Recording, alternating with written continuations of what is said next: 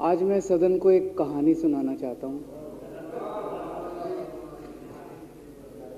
कहानी का शीर्षक है चौथी पास राजा।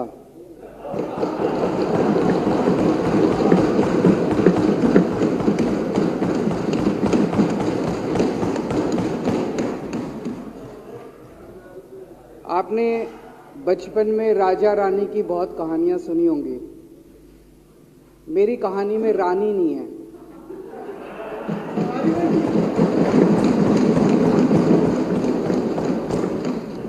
बस राजा है। ये एक ऐसे राजा की कहानी है अध्यक्ष महोदया, जो अनपढ़ था, चौथी पास था, बेहद अहंकारी था, बहुत अहंकार था, बहुत ज्यादा, और पैसे की इतनी हवस थी, इतना भ्रष्टाचारी था, इतना भ्रष्टाचारी राजा था। ये एक महान देश की कहानी है।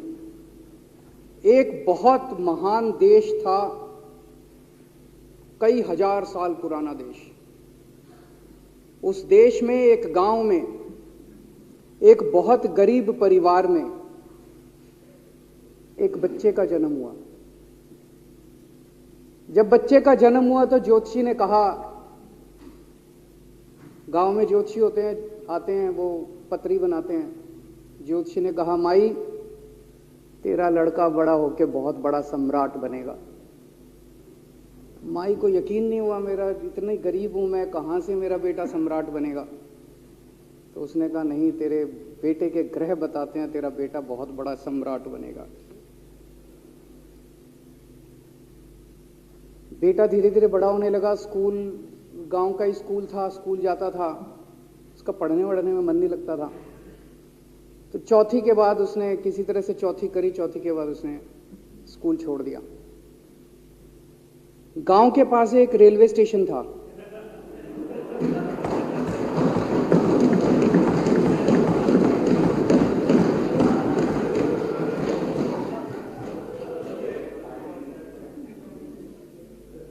तो घर का खर्चा चलाने के लिए वो लड़का वहां स्टेशन पे चाय बेचता था। लड़के को भाषण देने का बड़ा शौक था। सारे गांव के लड़कों को इकट्ठा कर लेता, आसपास के गांव के भी इकट्ठा कर लेता, सामने वो खाट डाल लेता, उस पर चढ़ जाता और भाषण देता।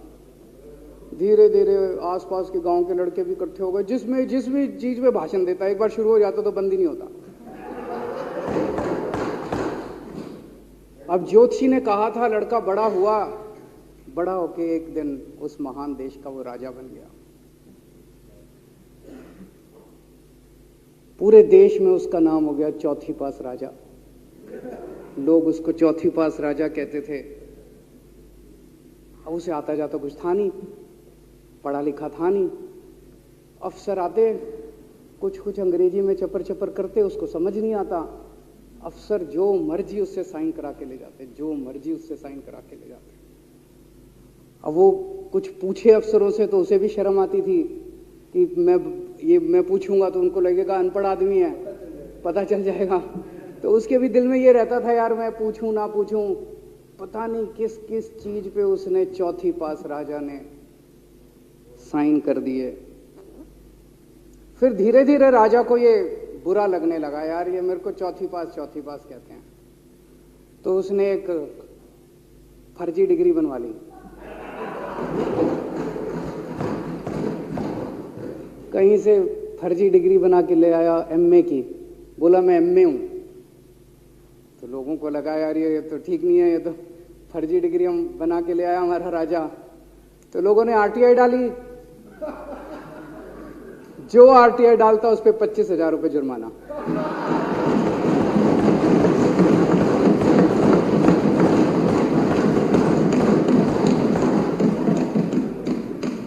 आपके नेता की बात नहीं कर रहा।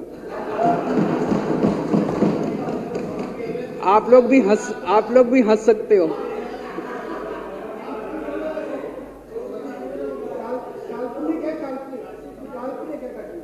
तो जो आरटीआई डाले उसको 25,000 रुपए का जुर्माना, जो आरटीआई डाले उसको 25,000 रुपए का जुर्माना। एक दिन कुछ लोग गए चौथी पास राजा के पास, बोले जी एक बड़ा धांसू आइडिया लेके आए हैं। बोले बताओ। बोले जी नोटबंदी कर दो, भ्रष्टाचार खत्म हो जाएगा देश से। तो उसने कुछ पूछा, उसे कुछ समझ नहीं आया राजा को क्या कह रहे हैं क्या नहीं, पर उसे लगा यार कुछ धांसू आइडिया होगा। उसने एक दिन रात को 8 बजे टीवी चैनलों पे जाके नोटबंदी कर दी। बोला सारे नोट बंद। पूरे देश में हाहाकार मच गया, तड़प गए लोग, धंधे बंद हो गए, दुकानें बंद हो गई, लोग बेरोजगार हो गए, बुरा हाल हो गया पूरे देश। लंबी लंबी लाइनें लग गई पूरे देश के अंदर। लोगों ने जाके उसको कहा जी नोटबंदी कर दो, आतंकवाद खत्म हो जाएगा। ना आतंकवाद खत्म हुआ, ना भ्रष्टाचार खत्म हुआ, देश बर्बाद हो गया। वो महान देश जिसका वो राजा बना था, वो देश 10 साल 15 साल 20 साल पीछे चला गया उस नोटबंदी से, उस चौथी पास राजा की वजह से। एक दिन कुछ लोग गए उस राजा के पास, बोले जी खेती खूब बड़ी हो जाएगी, ये किसानों के कानून पास कर दो। अब उसको कुछ अकल नहीं थी राजा को, अनपढ़ राजा था। उसने साइन कर दिए, 3 काले कानून पास हो गए किसानों के। पूरे देश के किसान सड़कों पे, जगह जगह मोर्चे, 750 किसानों की मौत हो गई 1 साल के अंदर। अंत में राजा को वो कानून वापस लेने पड़े। धीरे धीरे देश की समस्याएं बढ़ती गई, क्योंकि राजा ऐरे गहरे। इससे पहले एक और राजा आया था, मोहम्मद बिन तुगलक, वो भी ऐसे ही करता था। कभी उसने देश की राजधानी बदल दी, कभी बोला मैं चमड़े के सिक्के बनाऊंगा। उसी तरह से ये था अनपढ़ राजा, कुछ भी कर देता था। अब राजा को एक दिन लगा यार मैं तो राजा बन गया, पता नहीं कितने दिन रहूंगा। तो उसकी गरीबी में जो जीवन उसने जिया था, उसे लगा यार पैसे तो कमाने चाहिए। पैसे कैसे कमाऊं? पैसे कमाऊंगा तो जनता में छवि खराब होगी। तो उसने अपने एक दोस्त को बुलाया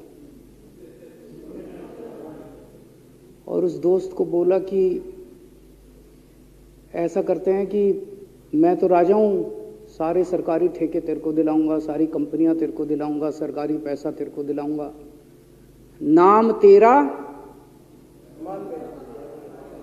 पैसा मेरा। तेरे को पूरे उस पे 10% कमीशन तेरे को मिलेगा, सारा पैसा मेरा। दोस्त मान गया। दोस्त को क्या था, फ्री में पैसा मिल रहा था, दोस्त मान गया। उसके बाद दोनों ने मिलके जो देश को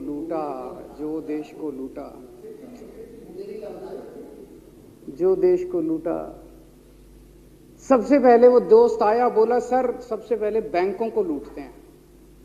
तो वो बोला वो कैसे यार, बैंकों को लूटेंगे तो ये तो ठीक नहीं है।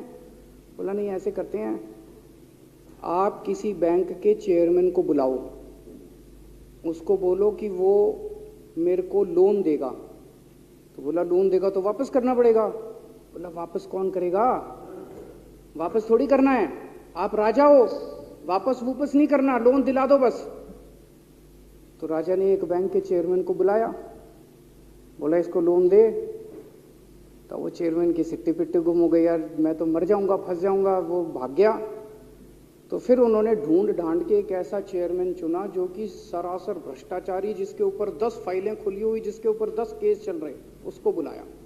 बोला देख तेरे को चेयरमैन बना रहे हैं, अब तू 10,000 करोड़ रुपए दे दे इसको, नहीं तो तेरे को जेल भेजेंगे। जेल जाना है कि पैसे दे रहा है? उसने कहा माई बाप मैं जो कहोगे जहां कहोगे साइन कर दूंगा। उसने 10,000 करोड़ रुपए का लोन उसके दोस्त को दे दिया। ऐसे करते करते 1,00,000 2,00,000 करोड़ रुपए इन्होंने बैंकों से लूट लिए। राजा ने, चौथी पास राजा ने और उसके दोस्त ने मिलकर 2-2.5 लाख करोड़ रुपए बैंकों से लूट लिए। अब बैंकों से पैसा लूटने के बाद उन्होंने देश को खरीदना चालू किया। सबसे पहले उन्होंने देश के एयरपोर्ट खरीदे, पहले 6 एयरपोर्ट खरीदे, फिर उन्होंने बिजली कंपनियां खरीदी, फिर उन्होंने बिजली के दाम बढ़ा दिए पूरे देश के अंदर, फिर उन्होंने सी पोर्ट खरीदने चालू कर दिए, फिर उन्होंने कोयले खदानें ले ली, फिर इन्होंने पुलिस को भेज भेज के जो लोगों की कंपनियां थी, प्राइवेट लोगों की कंपनियां, यहां बंदूक रख रख के उनकी कंपनियां छीन ली राजा ने और उसके दोस्त ने। हाहाकार मच गया पूरे देश के अंदर। इतनी महंगाई हो गई, इतनी महंगाई हो गई पूरे देश में। पहले गैस 400 रुपए सिलेंडर होती थी, चौथी पास राजा के आने के बाद 1100 रुपए सिलेंडर हो गई। पहले पेट्रोल 71 रुपए होता था, 97 रुपए हो गया। पहले डीजल 57 रुपए होता था, 90 रुपए लीटर हो गया। जब पेट्रोल के दाम बढ़ गए, डीजल के दाम बढ़ गए, तो सारी चीजों के दाम बढ़ गए देश के अंदर। हाहाकार मच गया। सब चीजों पे इसने और इसके दोस्त ने कब्जा। दूध पहले 46 रुपए होता था, 66 रुपए लीटर हो गया। बच्चों को माएं दूध पिलाने लायक नहीं बची, घरों के अंदर छोटे छोटे बच्चों के दूध छीन लिए इसने राजा ने। सरसों का तेल 90 रुपए लीटर होता था, 214 रुपए हो गया। बताओ, धीरे धीरे पूरे देश में हाहाकार मच गया। लोग अब राजा के खिलाफ आवाज उठाने लगे, लोग उसके खिलाफ बोलने लगे। तो राजा ने कह दिया, जो मेरे खिलाफ बोलेगा पकड़ के जेल में डालो। एक के बाद एक राजा ने लोगों को पकड़ पकड़ के जेल में डालना शुरू कर दिया। किसी ने राजा का कार्टून बना लिया, उसको भी जेल में डाल दिया। किसी ने राजा का नाम गलत ले दिया, उसको भी जेल में डाल दिया। किसी टीवी चैनल वाले ने राजा के खिलाफ लिख दिया, उसको भी पकड़ के जेल में डाल दिया। किसी जज ने राजा के खिलाफ कोई ऑर्डर कर दिया, उसको भी पकड़ के जेल में डाल दिया। ना जजों को छोड़ा, ना पत्रकारों को छोड़ा, ना मीडिया को छोड़ा, ना व्यापारियों को छोड़ा, ना उद्योगपतियों को, किसी को नहीं छोड़ा। राजा ने पकड़ पकड़ के उसने चौथी पास राजा ने सबको जेल में डालना चालू कर दिया। एक महान देश कहां से कहां पहुंच गया। उसी देश के अंदर एक छोटा सा राज्य था, उस राज्य का एक मुख्यमंत्री था।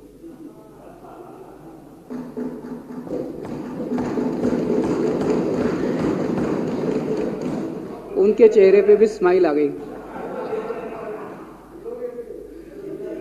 उनके चेहरे पे भी उम्मीद की किरण छा गई।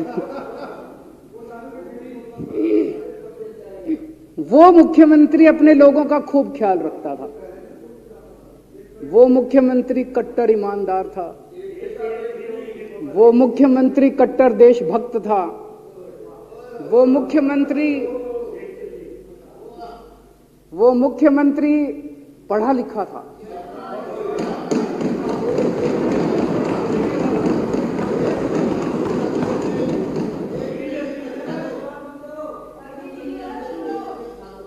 उस मुख्यमंत्री ने अपने लोगों को महंगाई से छुटकारा दिलाने के लिए बिजली मुफ्त कर दी।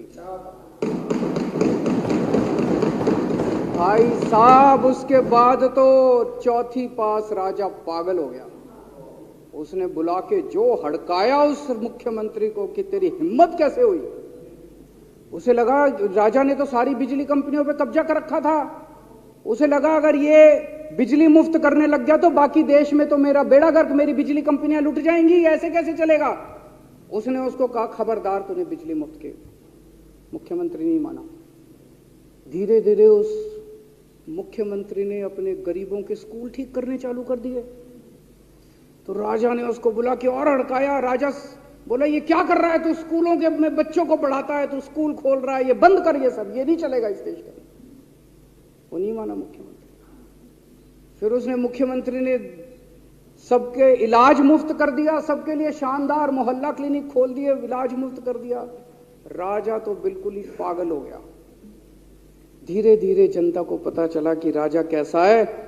एक दिन लोगों ने उस राजा को उखाड़ के फेंक दिया।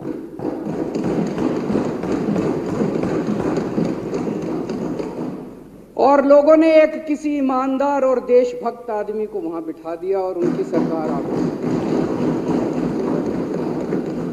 और उसके बाद देश से महंगाई खत्म हुई और देश रात दूनी चौगुनी तरक्की करने लगा।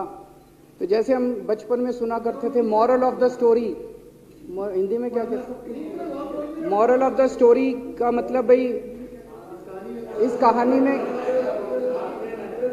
क्या प्रेरणा मिलती है। इस कहानी से ये प्रेरणा मिलती है कि अगर आपके देश में महंगाई है, आपके देश में समस्याएं हैं, आपके देश में सब कुछ गड़बड़ चल रहा है, तो सबसे पहले जांच परख के देखो आपका राजा अनपढ़ तो नहीं है।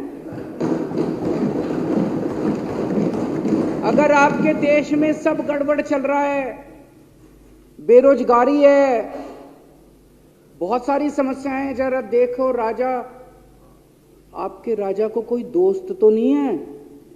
अगर है तो सबसे पहले अपने राजा को उखाड़ के फेंको, नहीं तो आपकी समस्याओं का कोई समाधान नहीं होगा। आपकी समस्याओं का कोई समाधान नहीं होगा। वो पढ़ा करते थे, अंधेर नगरी चौपट राजा, सवा शेर बाजी सवा शेर खाजा। बहुत बहुत शुक्रिया।